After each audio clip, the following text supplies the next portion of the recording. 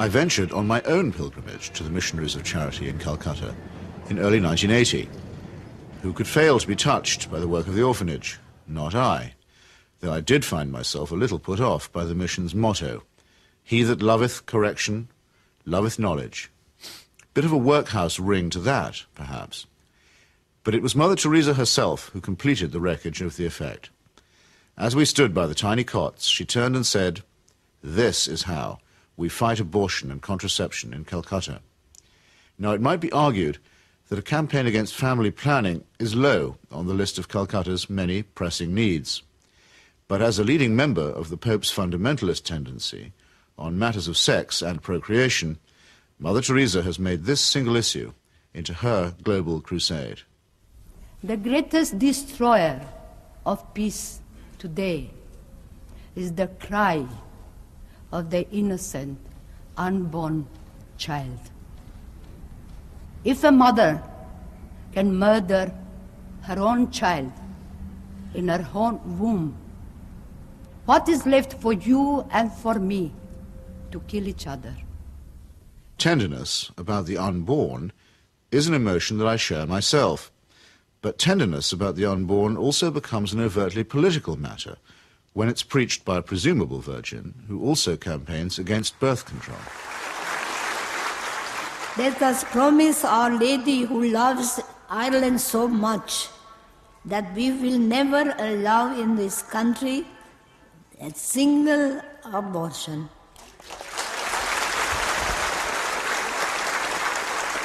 And no contraceptives. Mother Teresa has no politics, so she maintains, and so many people believe.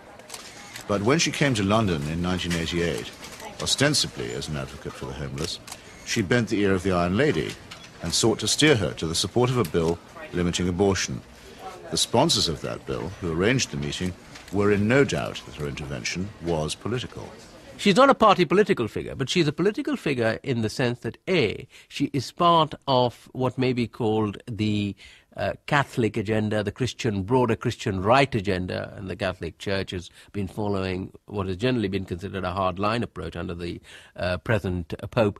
Now, she's part of that agenda, and that is fairly political agenda. I mean, no abortion, opposition to birth control, ideas like that are fairly, you could say they would be contested in the political arena. And the second factor is that she is also part, if you like, of the Western agenda, where the West is still part of the third world. The rich world has a poor conscience. It wants, in fact it needs, to think that someone, somewhere, is doing something about the third world. And the Mother Teresa myth ministers to this desire. Here is a Western woman who has forsaken her life, albeit whatever life she might have had in Albania, for sacrifice herself for the people of the third world. It makes the West feel better, This is one of us again, once again rescuing the third world. Raising the roof. Yes, raising the roof. He's got his rations. Yes, he's got it, he's cleaning it. And then pecho shop. In the subliminal appeal that she generates, there is something of the mission to the heathen, something of the old colonial outpost, and something of Florence Nightingale.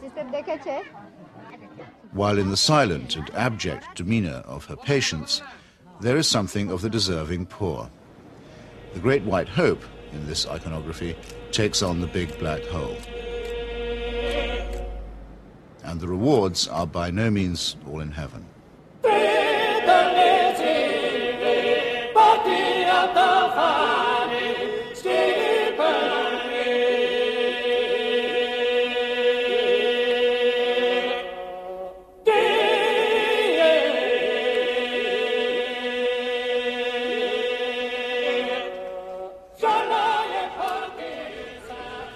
For someone whose kingdom is not of this earth, Mother Teresa has an easy way with thrones, dominions, and powers. Why do the rulers of this sinful and selfish world find her so awfully congenial? Is it because she returns the compliment? She may or may not comfort the afflicted, but she has certainly never been known to afflict the comfortable. Some people see her here, posing with Ron and Nancy. In the truest sense, citizens of the world. Mother Teresa is. The very hand that bestowed the Medal of Freedom on Mother Teresa armed and paid the death squads of Central America. Accepting the award, with her customary modesty, on behalf of all the world's poor, she croaked, "I never realized that you loved the people so tenderly." I must say, I hadn't noticed that either. Reagan's proxies murdered, among many others, 4 American nuns and the Catholic Archbishop of San Salvador at the very moment that he was celebrating Mass. But, visiting the slaughterhouse states of the region during that period, Mother Teresa found nothing untoward. Everything was peaceful in the parts of the country we visited, she claimed, after touring the killing fields of Guatemala, adding for good measure, "I do not get involved in that sort of politics."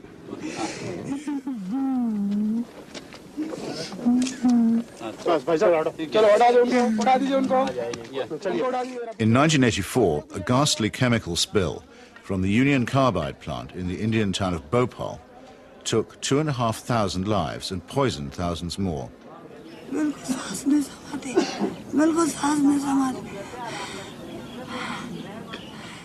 This was an act not of God, but of a negligent multinational corporation.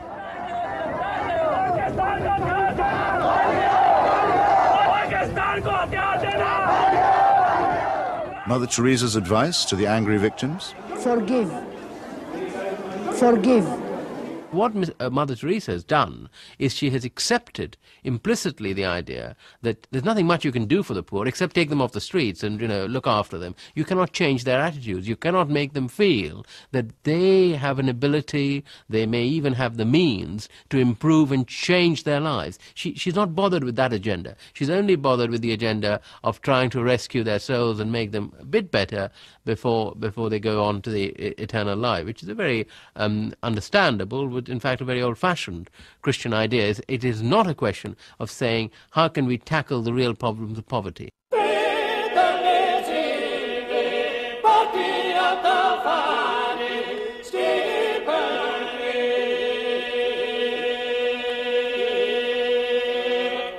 Like most people who claim to be apolitical, Mother Teresa is in practice and in theory an ally of the status quo, and when the status quo is threatened, a trusted ally of the conservative forces. This places her in bold contrast to those, even among the religious, who have rejected the fatalistic and submissive conclusions about poverty that are promulgated by Catholic traditionalists like her.